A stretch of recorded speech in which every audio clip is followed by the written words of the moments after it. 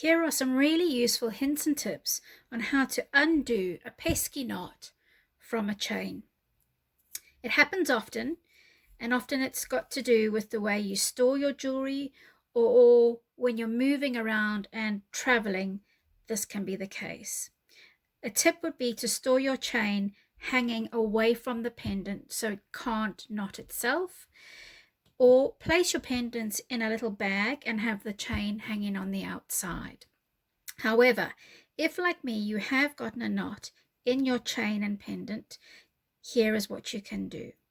What you do not want to try and do is hold the pendant in the air when you're working.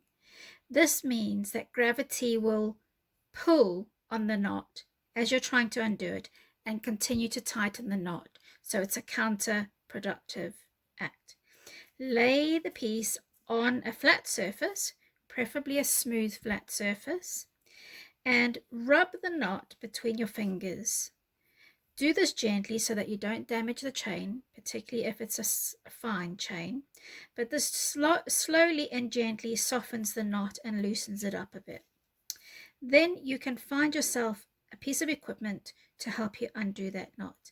Something sharp, like a pin or a needle, a sharp pair of tweezers, or even some eyebrow tweezers can do the trick.